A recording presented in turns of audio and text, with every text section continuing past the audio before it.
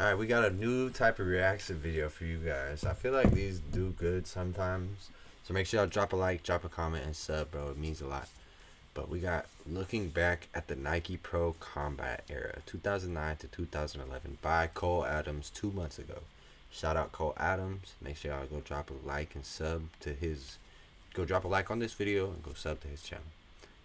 He put a lot of work into this video, and I want to make sure we appreciate that. Or he probably did. I haven't seen it yet, but he probably did. Of 2009, Nike introduced Pro Combat, a brand. That's that Pro Combat sounds familiar, but I don't know exactly what that entails. 2011, that is like right when I started. No, I played football before 2011, but I was young then still.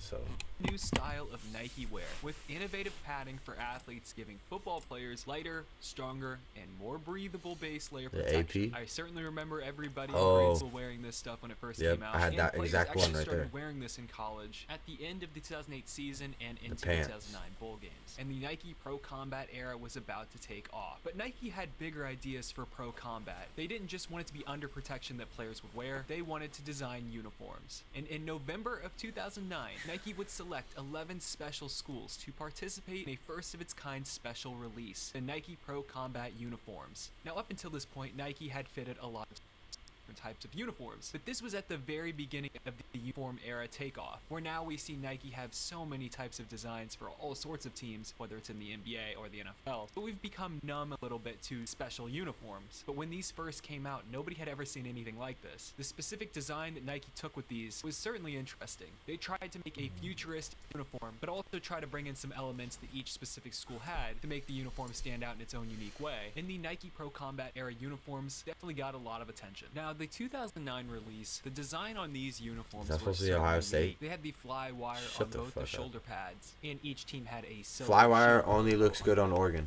Flywire only looks good on Oregon. Collar. And Nike said that these uniforms were designed to address the evolution in the game because today's players were faster and stronger, and the uniforms were lighter and did not hold water and sweat. They also designed the uniforms with the Nike Pro Combat underpadding, like I ain't said, buying and it. the 10 I special ain't buying schools it. I'm that not were gonna lie. able to wear these uniforms. Well, some of them are certainly interesting. Nobody knows exactly why Nike chose these 10 schools. Ain't Now buying let's it. go into each school specifically for the 2009 season. Watch, are any of these teams currently signed to a different, like Under Armour Adidas? That would be hilarious.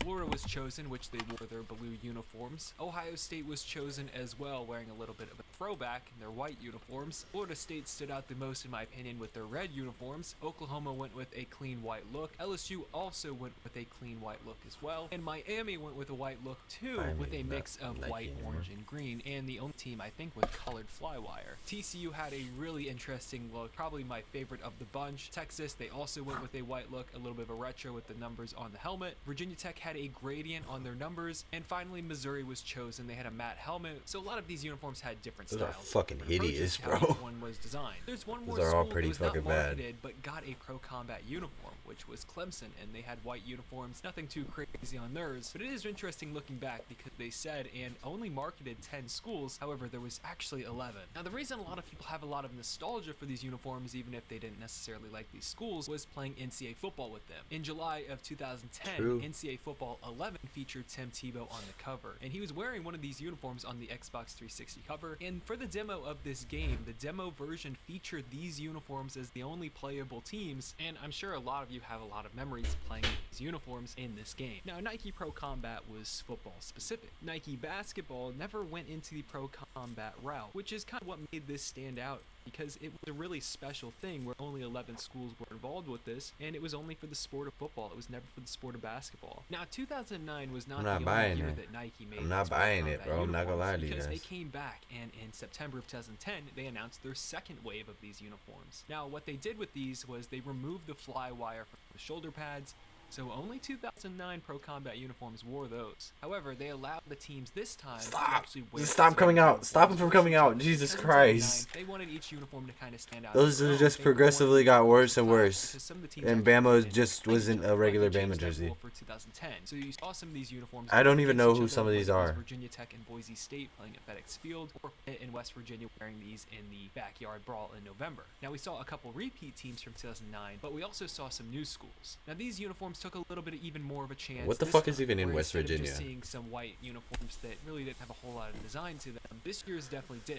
And we'll start off with Florida again. This year they were wearing a white uniform with gator skin striping on the uniform. Ohio State was actually wearing a red uniform this That's year. Ohio The State? 1942 team led by Oh Coach my Paul Brown. This God. team lost a lot of players to the war, so they also wore an American flag on their uniform. Now Virginia Tech might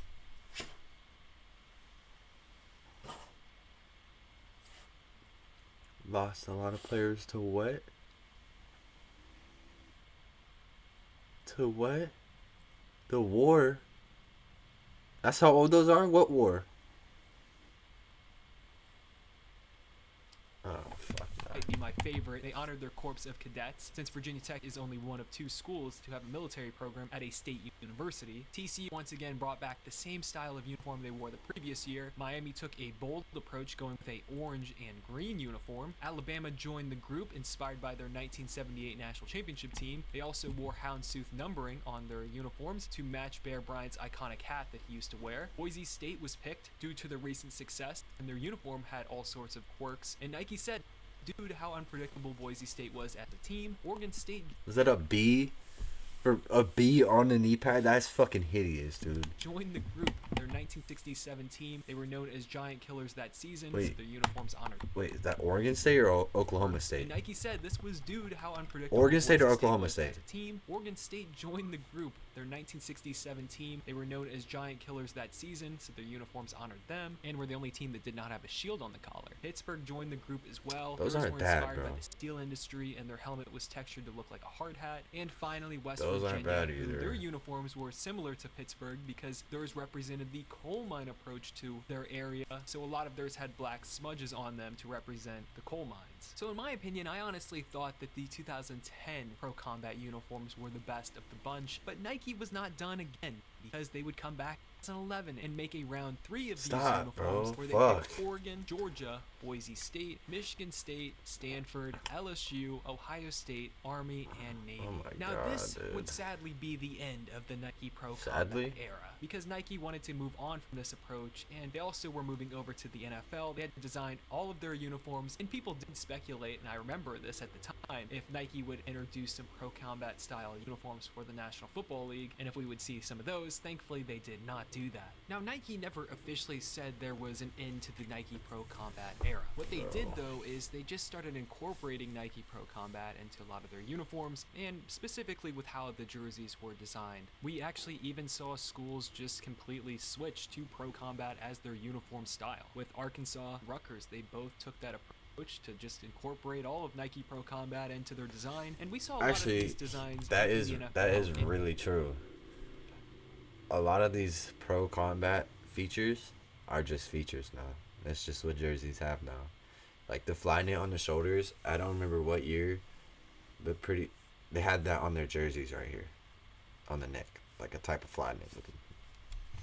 in college football happen as uniforms have evolved. So the novelty of that era of 2009, 2010, and 2011, that era ended with the shield. Yeah, in the middle, shield was- You know, the fly wire on the shoulders, and Nike just started upgrading how they produced all their uniforms altogether. Nike obviously has released a ton of different uniforms, and a lot of schools get throwbacks every year, so we really never have to go back to an era like this. Now, I'm very nostalgic for that 2010 era college football. That was the era I grew up with, and a lot of you watching grew up with, so you probably are a little bit nostalgic for these uniforms. No, I do think fuck it no. would be kind of fun though. I'm if nostalgic sometime for the in game. future, Nike actually brought those uniforms back for a one-time appearance. Like, wouldn't it be fun to see these That's called a throwback. uniforms again? Because again, the whole point of these uniforms were to be In 30 years, 40 years, same way that some of those jerseys are supposed to be throwbacks, or same way like the Ducks this last weekend or 2 weekends ago wore their old throwbacks. somebody is gonna forget how bad of a fucking idea that is and say like, hey, bro, what if we all rocked our pro combat shit one more time? And then we finna see fucking Ohio State out there getting full red helmets and then, oh, that's why. Uniforms for That's the future, why. and not everybody wanted that because people are nostalgic for their uniforms and they want something traditional and clean, which I understand and I completely agree with the older I've gotten. So that's gonna do it for this video about the Nike Pro Combat era. That's Let me know also down in the true. comment section what you guys think about this. Hey, dope video out of Cole Adams though, man. Way to shine some light on the history of football equipment and jerseys. I feel like not everybody talks about that a lot. Like if you, it's a lot of people don't understand how many types of football helmets there are. I was big helmet nerd when I was playing. I paid attention to everybody's helmet. I knew if the other team had an expensive or a dope helmet, I knew. As soon as they got out there, I checked I knew. When helmets were getting picked, I never got a bad one because I knew the good ones. Like, it's cool to see somebody put more light onto football other than the plays or the brain damage. Just whack, slam my head on the wall. No, I'm just kidding. But yeah, man, that was a dope video, bro. Personally, I hope they never bring it back. The fact that they have little details and little features from it in the jerseys nowadays is good enough for me. The fact that you see the Flynet up here and sometimes in some jerseys, that's cool. But what I do think is that the NFL should change how they do their jerseys. I really feel like a deal, not even a deal, but like a situation where they rotate and they get fresh new jerseys every year. Could you imagine the revenue if the NFL, Under Armour, Nike, and Adidas all got together and created a deal where one brand would be in charge of the jerseys per year, and then the other two would be using their years that they're not in charge to create their new ones. And every year around fall, we would get a release of 32 new jerseys every single year. And every year they'd be different because Adidas jerseys, if you know, are way fucking different than Nike jerseys. And Under Armour jerseys used to be shit, but if you go look at like IMG, bro, who's some other Under Armour schools that are cold? I'm drawing a blank. I know there's a few of them though. Under Armour got cold schools, bro. Is Coastal Carolina Under Armour? Ah, fuck, I can't think of it right now. But yeah, dude, I don't know. That'd be dope. I'm just blabbering though, bro. Fucking, maybe I'll do a little vlog. I'm gonna go to a college football game here before the end of the season. Maybe I'll do a little vlog. But yeah, bro. Let's go Nevada. Thank y'all for watching. On to the next one.